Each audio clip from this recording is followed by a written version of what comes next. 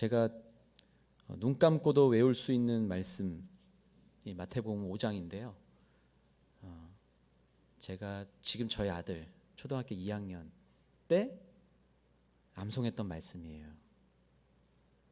이 팔복의 말씀, 5장 전체 말씀 다 암송했는데 특별히 이 팔복의 말씀, 그래서 이 팔복 말씀이 신대원 시험 문제 나왔을 때 저는 콧노래를 부르면서 그대로 다 적을 수 있었다는 축복의 말씀이기도 합니다.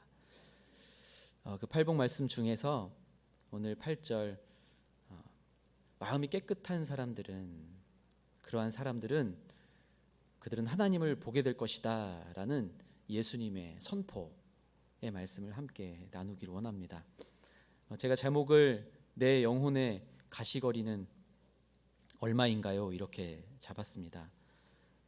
제가 늘 자녀들을 키우면서 저희 아내가 되게 민감하게 생각하는 것들 중에 하나, 제일 민감하게 생각하는 것들 중에 하나예요. 어쩌면 우리가 아침에 일어나서 기도하는 것보다 먼저 들여다보는 것이 미세먼지 치수일 때가 있더라고요. 미세먼지가 그만큼 핫 이슈예요.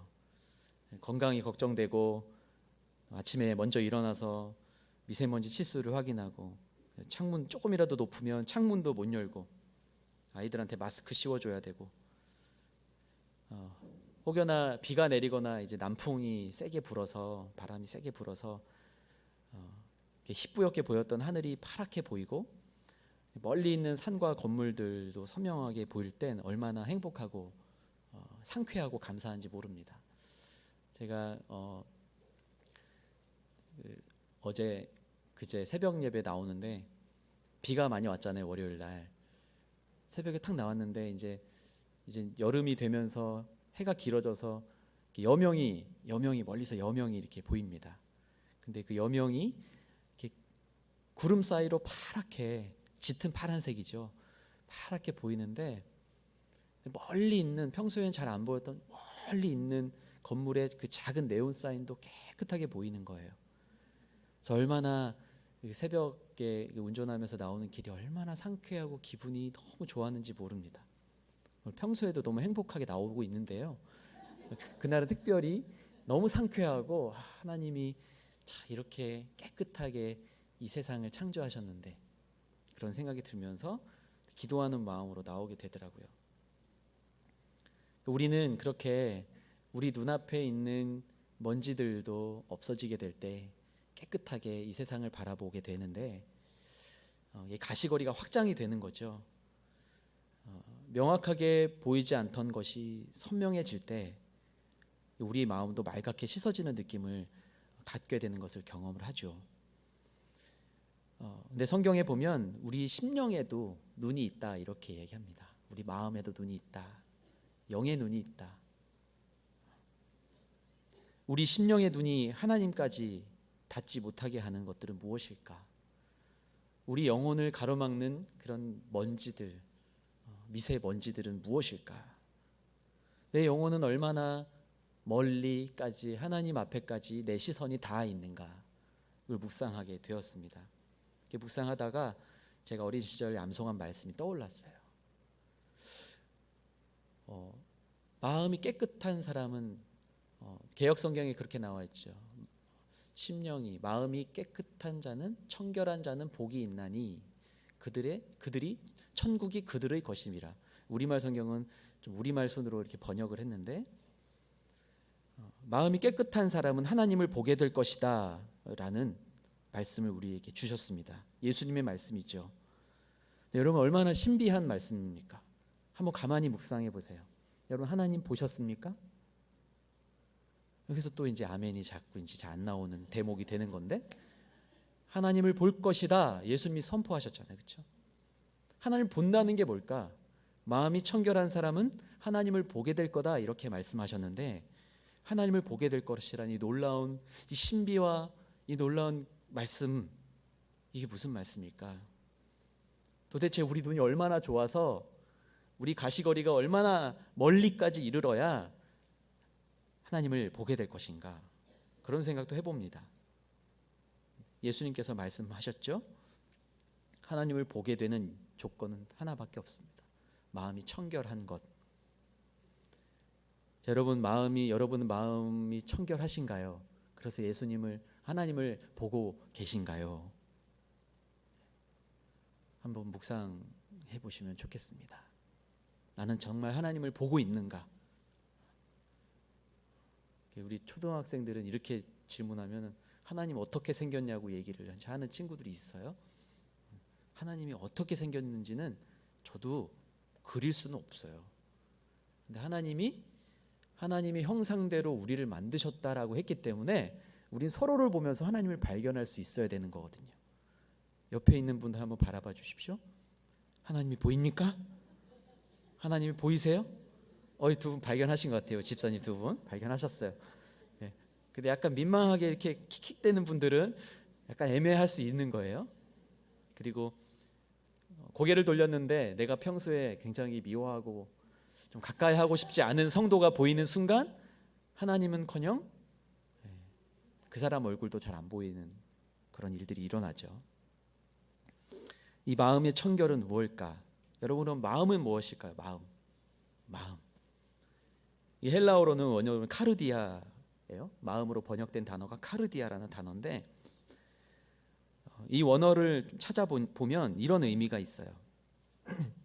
조금 어려운 말들이지만 사고와 이해의 중심지라는 의미가 있대요. 우리가 무언가를 생각하고 무언가를 판단하고 해석하는 것의 중심에 마음이 있다라는 말이에요. 철학에서는 이렇게도 얘기해요. 감정과 욕망과 열정의 중심지, 그리고 종교적, 도덕적 행동을 결정하는 근거. 제가 만든 말은 아니고요. 너무 멋있는 말이어서 철학에서는 이렇게 말한대요. 우리 마음은 무엇인가? 감정과 욕망과 열정의 중심지, 종교적, 도덕적 행동을 결정하는 근거가 마음이라고 해요. 다시 말하면 우리 인간의 지, 정, 의의 근원이 되는 것이다. 인간을 인간답게 만드는 것이 바로 마음이다. 여러분 마음이 없으면 어떠세요? 내가 저 사람한테 나 마음도 없어, 나 그거 마음 1도 없어. 그러면 그 사람에 대한 가치를 나는 조금도 두지 않겠다라는 말이잖아요. 그렇죠? 나 마음 없어. 같이 운동합시다. 나 운동할 마음 없어. 운동의 가치를 안 두는 거예요. 그렇죠? 예수 믿으세요? 저 예수 안 믿어요. 그럼 아직 그 사람은 예수님에 대한 마음이 없는 것이고 예수님의 진짜 가치를 예수님께 두고 있지 못한 상태라는 거예요. 그렇게 어렵게 생각 안 해도 어쨌든 우리는 무엇이든 생각하고 뜻하고 말하는 것의 중심에 마음이 있다라고 볼 수 있겠죠. 우리가 어떤 곳을 향해서 우리의 존재가 움직여질 때 결국은 우리 마음을 통해서 간다라는 의미로 생각해 볼 수가 있을 것 같아요. 무슨 일을 할 때, 무슨 물건을 살 때, 자녀에게 이런 말을 할 때 우리 마음을 통해서 나오게 되는 거예요. 왜냐하면 우리 생각과 우리 지, 정, 의가 우리 마음에 의해서 지배받기 때문에 그렇습니다. 그런데 만약에 그런 우리의 지, 정, 의의 근원이 되는 이 마음이 그 마음을 통과해서 우리의 존재가 움직여지는데 근데 그런 마음이 먼지로 인해서 막혀 있고 쌓여 있다면 여러분 어떻게 하실 것 같으세요? 우리 존재의 움직임이 무의미하다라는 거예요. 아무리 예수 믿고 구원받았다고 또 하나님 믿습니다, 난 교회 다녀요 라고 말해도, 난 그렇게 생각을 하고 있어도 내가 진짜 마음으로 예수님을 사랑하고 주님께서 내 인생의 주인이십니다 이렇게 고백하고 세례받고 그렇게 하지 않는다면 아무런 의미가 없을 수도 있다라는 거예요. 그래서 예수님이 마음이 깨끗한 사람이어야 하나님을 볼 수 있다라고 말했다고 생각합니다. 저는 이 말씀을 오늘 여러분들 다 깊이 묵상해 보셨으면 좋겠어요. 내 마음의 상태는 어떤가? 혹시나 막혀있진 않는가? 혹시나 미세먼지 때문에 뿌해가지고 단 1m 앞도 보이지 않는 그런 마음 상태에 있는가? 그런 마음을 가지고 그대로 이 자리에 와서 예배한다고 앉아있으면 여러분 얼마나 답답하겠어요. 저도 그럴 때가 많이 있었어요. 예배한다고 교회 왔는데 기도도 안 나오고 아이고 주여, 아이고 주여밖에 안 나오는 그럴 때가 있어요. 여러분도 그런 경험 하시죠? 기도 제목은 이만큼 10가지 100가지 있어요. 근데 열심히 기도해도 뭔가 하나님 앞에 가까이 나아가는 느낌이 들지 않을 때가 있어요. 그럴 때 여러분 이 말씀을 한번 잘 묵상해 보셨으면 좋겠어요. 제가 군 생활을 할 때 제가 남들보다 좀 길게 군 생활했어요. 40개월 군 생활했는데 제가 1200m 산 위에서 한 8개월 정도 산 경험이 있어요. 여러분 1200m 산 올라가 보신 적 있으세요? 한라산 정도 올라가시면 그죠? 1900 그죠? 그 정도 되죠, 그죠? 아무튼 더 높아요. 올라가면요, 여러분 올라가서 잠깐 올라가는 건 되게 멋있고 좋죠. 야호 하고 되게 좋아요. 근데 그 위에서 한 8개월 살면요, 되게 몰골이 험악해지고요, 되게 어렵습니다. 특히 겨울에 이럴 때는 어렵습니다. 5월 달까지 눈이 남아 있어요. 그리고 막 머리도 아파요. 기압이 너무 낮아져서 이렇게 그 병사들 이렇게 BX라 그러죠. 거기 가면 매점이죠. 매점 가면 이 과자 봉지가 빵빵해져 있어요. 네, 그 질소 충전돼 있는 게 빵빵해져가지고 그거 베고 자고 막 그랬던 기억이 나는데, 제일 힘든 건요 뭐냐 하면 상수도 물을 끌어올리는 게 제일 힘들어요. 제가 이제 또 뭐 그런 또 부대 일들을 담당해야 되니까 기지의 시설물 이런 것도 관리해야 되니까 어떻게 상수도 물을 끌어올리냐면요, 지하수도 안 나오잖아요. 산꼭대기에 무슨 지하수가 있겠어요. 샘도 없잖아요, 산꼭대기에. 그래서 지상에서 엄청 큰 대형 펌프로 한 5번에 걸친 가압장을 통해서 물을 끌어올려요. 근데 한 군데에 조금이라도 이상이 생기면 큰일 나는 거예요. 산꼭대기 한 200명 살았거든요. 병력이 한 200명 됐어요. 200명이 먹고 마시고 빨래하고, 빨래도 자주 못했죠. 그래서 늘 냄새나고 아주 열악한 환경이에요. 그래서 매일매일 그 산을 오르락내리락하면서 그것만 점검하는 시설을 담당하는 병사가 있는 거죠. 가압장을 매일매일 체크하는 거예요. 일일 정비, 주간 정비, 월간 정비 해가지고 단수 시켜놓고 막 다 청소도 하고 관로도 청소하고, 그게 전투예요. 그 부대에서는 물이 있어야 임무를 할 수 있기 때문에. 1000m가 넘는 그 배관, 길이의 배관이 얼마나 길겠어요. 한 군데라도 막히거나 누수가 생기면 물이 올라오지 못했어요. 저도 한 2번 경험했는데, 도로가 정상까지 포장이 다 돼 있어서 뭐 특별히 음식물을 공수하는 건 어렵지 않았지만 물은 너무 무거워서 그 물 탱크도 못 올라오는 거예요. 근데 물이 이제 200여 명이나 되는 군인들이 먹어야 되기 때문에 하루라도 관이 막히거나 펌프가 고장이 나면요, 그날은 받아놓은 물 가지고 취사병들이 밥을 하고 하루에 뭐 이렇게 3끼 먹을 거를 나눠서 2끼 먹고 막 이런 식으로 겨우겨우. 군대에서는 있을 수 없는 일이에요. 그건 전쟁에서 지는 거랑 똑같이 되는 일이거든요. 그런 일을 제가 2번 정도 경험했습니다. 그리고 관은 어떤 거는 지상에 드러나 있고 어떤 거는 흙 속에 이렇게 묻혀 있는 부분도 있고, 어디가 고장 났는지 어디가 막혔는지 늘 노심초사했던 그런 기억이 납니다. 근데 정말 조그만 이물질이 관에 껴서, 그리고 관이 또 너무 넓으면 안 돼요. 왜냐하면 너무 넓으면 그만큼 큰 압력이 필요해서 관도 작아요. 그러니까 잘 막히죠. 근데 그 막힌 관에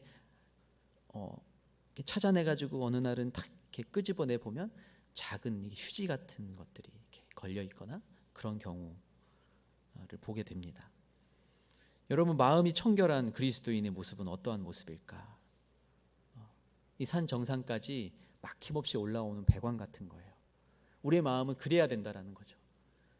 내가 지금 이렇게 예수 믿고 예배드리고 교회를 섬기고 봉사하고 한다고 하지만 내 마음이 정결하지 못하고 깨끗하지 못해서 어느 한 부분이라도 막혀버리면요, 하나님 은혜의 통로도 막혀버리는 거예요.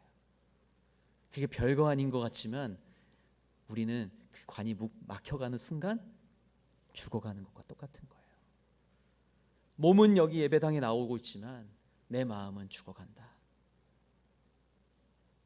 우리 마음이 청결한 그리스도의 모습은 그럼 어떠한 모습인가? 제가 오늘 두 가지로 한번 묵상해 보기를 원합니다. 첫 번째는 하나님을 향해서 순전한 모습으로 나아간다라는 거예요. 순전한 모습. 이 순전하다라는 표현이 구약에서는 제사의 의식과 관련된 의미로 많이 사용됐습니다. 우리가 희생 제사를 통해서 우리 죄로 인해서 더럽혀진 마음을 정결하게 하고 회복시켜주고 하나님께 나아갈 수 있는 길을 열어주는 것으로 우리 구약의 말씀에서 묘사가 되었죠. 그런데 이 선지자들은 이러한 제사 의식으로서의 의미를 넘어서서 도덕적인 정결까지도 이야기했습니다. 그리고 오늘 이제 예수님, 신약에 와서 예수님께서는 하나님의 자녀로서 마땅히 가져야 할 도덕적, 영적, 성결의 개념으로 더 확장시키셨습니다. 순전한 모습, 다른 말로 표현하면 두 가지 마음을 갖지 않는 것이다. 두 가지 마음을 갖지 않는 것. 하나님을 섬기면서도 세상을 벗하는, 아니라고 말하지만 누구도 자유할 수 없는 거예요. 저도 자유할 수 없어요. 왜냐하면 이 땅을 살아가고 있기 때문에, 이 세상에 발을 딛고 살아가고 있기 때문에, 육신의 몸을 입고 우리도 이 땅을 살아가고 있기 때문에 우리가 이 순전한 모습이라고 말할 때 이 두 가지 모습을 품지 말아야 된다라고 할 때 두 가지 모습 속에서 우리가 얼마나 갈등을 많이 하고 있는지 모릅니다.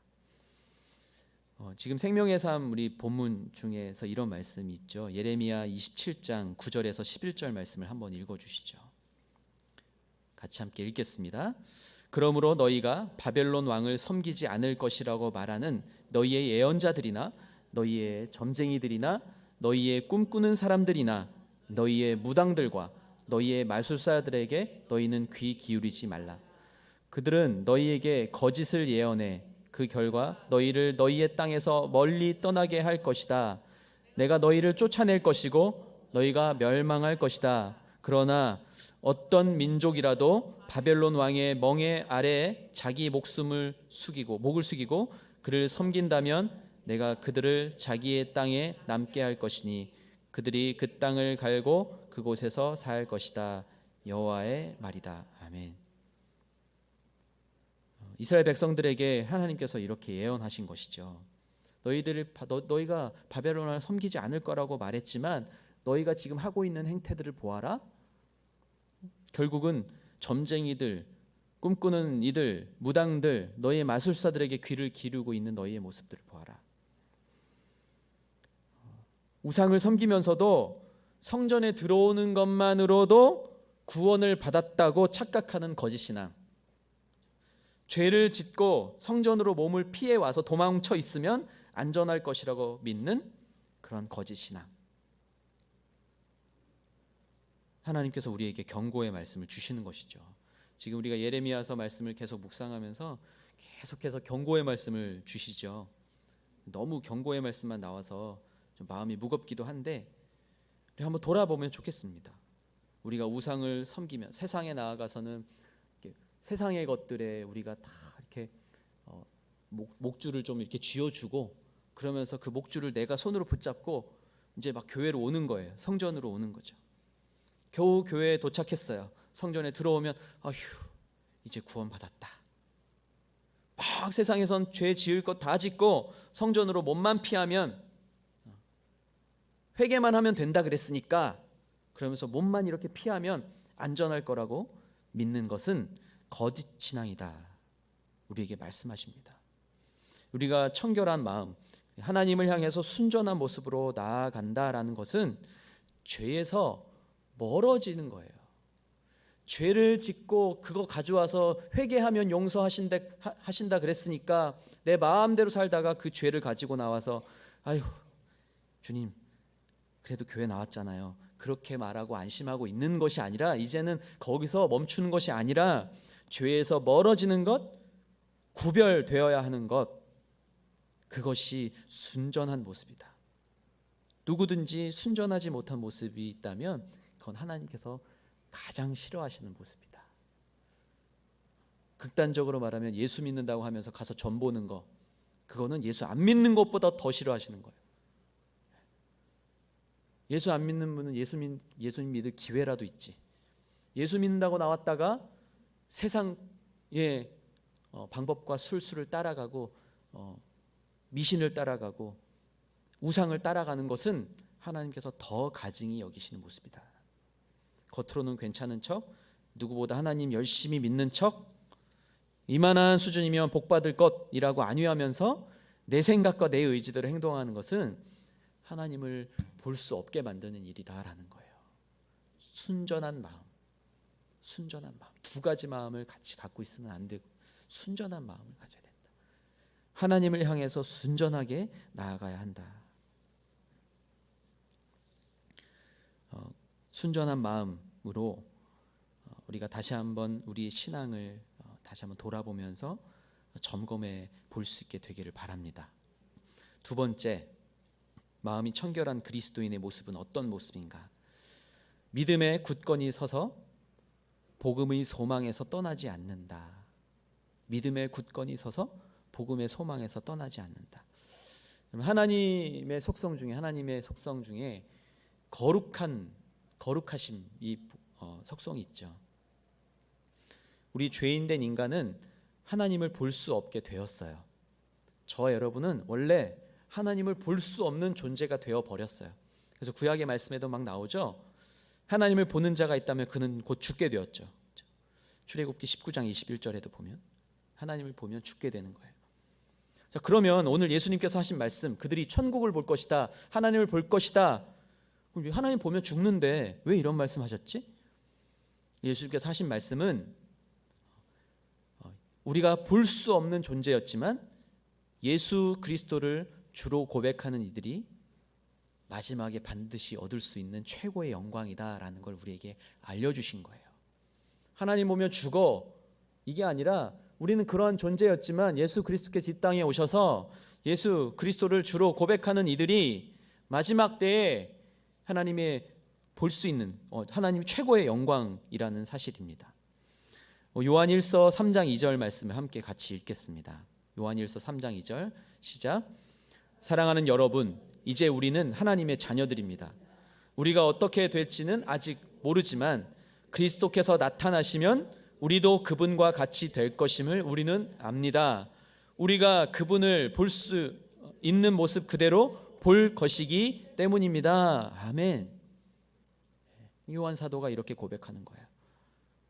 그리스도께서 나타나시면 우리도 그분과 같이 될 것임을 우리도 아는데 우리가 그분을 있는 모습 그대로 그때는 보게 될 것이기 때문에 그렇다는 거예요. 여러분, 그렇다면 하나님을 보게 된다는 이 놀라운 역사가 그러면 마지막 때에만 맛볼 수 있는 것인가? 또 그렇지 않죠. 요한복음 1장 18절에 이렇게 설명합니다. 지금까지 아무도 하나님을 본 사람이 없었습니다. 그러나 아버지 품에 계시는 독생자께서 하나님을 알려주셨습니다. 이제까지 아무도 하나님을 본 사람이 없었으나 그러나 아버지 품에 계시는 독생자께서 하나님을 알려주셨습니다. 아무도 하나님을 볼 수 있는 사람이 없었지만 누구든지 그리스도를 통해서 하나님을 볼 수 있다라는 것입니다. 여러분, 하나님을 보게 되는 이 사건이 그냥 현재에 또 성취될 것을 설명하기 위해서 우리를 그리스도와 연결시켜 주셨다라는 거예요. 그러니까 우리는 이제 하나님을 볼 수 있는 자들이 된 거예요. 원래는 볼 수 없었으나 아무도 하나님을 볼 수 없었으나 누구든지 그리스도를 통하여 하나님을 볼 수 있게 됐다라는 것입니다. 여러분, 하나님 보고 계십니까? 제가 다시 한번 질문합니다. 여러분, 하나님 보고 계세요? 아멘. 하나님 없다라고 말하지 마십시오. 성경에 증명하고 있습니다. 우리는 예수 믿었고 예수 그리스도를 통해서 분명히 지금도 하나님을 보고 있어요. 그런데 우리의 마음이 정결하지 못해서 우리의 눈이 순간순간 가리워질 뿐이에요. 광야에서 하나님이 어디 계시냐 어리석게 외쳤던 죄악된 이스라엘 백성의 모습은 혹시 아닌지, 이 세상은 끊임없이 우리를 예수 그리스도의 그 구속의 은혜를 무효화시키려고 우리를 유혹합니다. 하나님 못 보게 하려고 막 희뿌연 먼지를 막 일으킵니다. 미세먼지 막 200, 300 막 일으킵니다. 제가 생명의 삶을 묵상하다가 그 뒤에 있는 좀 재미있는 이야기가 있어서 여러분 함께 나누길 원하는데, 그 맥스 루케이도의 하나님이 당신의 이름을 속삭이실 때라는 책에 나온 이야기입니다. 어떤 가족이 $10,000,000를 드립니다라는 쇼 프로그램에 출연한 거예요. 초대받았어요. 스튜디오 안은 막 열기로 가득 차 있고, 누가 선택받아서 누가 호명받아서 이 $10,000,000를 가져갈까? $10,000,000면은 110억 되네요. 그렇죠? 110억. 쇼 프로그램에 진행자가 막 흥분된 목소리로, 여러분 가운데 한 사람이 오늘 $10,000,000를 받으실 겁니다. 근데 마침 초대받았던 그 가족의 아버지가 호명이 됐어요. 무대에 오르니까 이 진행자가 말하는 거예요. $10,000,000를 받을 조건이 딱 하나가 있는데, 제가 말씀드리는 조건 중에서 딱 한 가지만 선택하면 됩니다 라고 얘기한 거예요. 실화는 아닙니다. 이렇게 진행자가 말하는 거예요. 이 중에 딱 하나만 선택하라고. 잘 들어보세요 여러분. 자녀를 입양기관에 넘기십시오. 일주일 동안 매춘을 하십시오. 다시는 교회에 나가지 마십시오. 가족을 버리고 떠나십시오. 너무 극단적이죠? 낯선 사람을 죽이십시오. 배우자를 배신하십시오. 자, 이제 선택하십시오. 한 가지만 선택하면 $10,000,000를 당신에게 줄 것입니다. 110억입니다. 네, 여러분 웃기시죠? 말도 안 되는 이야기죠. 저도 보면서 웃었습니다. 그냥 말도 안 되는 이야기. 맥스 루케이도 아무리 작가가 이렇게 썼지만 말도 안 되는 이야기입니다. 근데 여러분, 이 110억이라는 물질이 마음속에 딱 자리 잡게 허용해 버리는 순간, 그죠? 한 가지 선택을, 우리가 무엇이라도 한 가지 선택, 이렇게 극단적인 선택이 아니어도 여러분이 1,100억을 위해서 잠시 사람들의 눈을 속이고 사기를 치십시오. 뭐 사람 죽이는 것보다는 덜 하잖아요, 그렇죠? 근데 여러분, 이 말도 안 되는 선택의 순간이, 이 선택의 순간에 이 기로에 서 있는 마음이 흙먼지가 확 일어나서 어느 순간 저 앞에 있는 하나님이 보이지 않는 순간, 여러분 어떻게 될지 아무도 모릅니다. 아무도 모릅니다. 왜 많은 목회자들이 넘어질까요? 저처럼 이렇게 멀쩡했었을 거 아니에요. 그렇죠? 저는 아직은 멀쩡하잖아요. 그렇죠? 아직은 멀쩡해요. 근데 왜 오랜 시간이 지나서 넘어지고, 왜 그럴까요?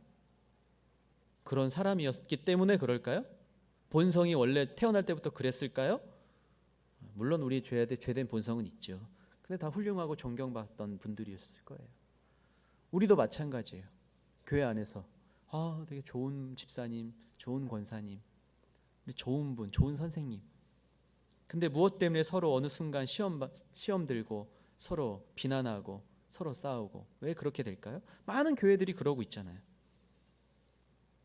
그래서 이 이야기가 말도 안 되는 이야기다라고 이야기할지도 모르겠습니다. 어떻게 그것과 그것을 비교합니까, 목사님? 제가 비교한 게 아니고 맥스 루케이도 목사님이 비교하신 거예요. 말도 안 되는 이야기일지 모르지만 여러분, 누가 장담할 수 있겠습니까? 여러분 장담하실 수 있으세요? 나는 정말 하나님 앞에 설 때까지 나는 이렇게 완벽하게 난 살 수 있어. 여러분, 베드로는 어땠죠? 누구보다 예수님 존경하고 사랑한다 그러고, 내가 예수님을 위해서 나 다 버리고 따르겠습니다. 재산도 팽개치고 따랐던 베드로가 십자가 고난이라는 앞에서 부인할 줄 어떻게 알았겠습니까? 사탄은 그렇게 오늘도 우리를 삼키려고 호시탐탐 노리고 있는 거예요. 여러분, 베드로보다 대단하십니까? 아니면 다니엘보다 대단하십니까? 요셉보다 더 대단하십니까? 저는 그렇게 답할 수 없을 것 같아요. 사랑하는 성도 여러분, 우리가 마음이 청결한 자가 하나님을 보게 될 것이라는 이 말씀을 마음에 깊이 새길 수 있게 되길 바랍니다. 마음이 청결한 것, 오늘 두 가지 나눈 하나님 앞에서 순전해야 된다라는 것, 두 가지 마음을 품어서는 안 된다는 것, 그리고 예수 그리스도를 믿는 믿음 위에 서서 복음의 소망에서 떠나지 않을 때, 그때 우리 마음은 깨끗해지고 깨끗함을 유지하고 하나님을 보게 될 줄로 믿습니다. 순간순간 불어오는 죄의 먼지로 인해서 우리의 영의 눈이 가리워지지 않게 되기를 바랍니다.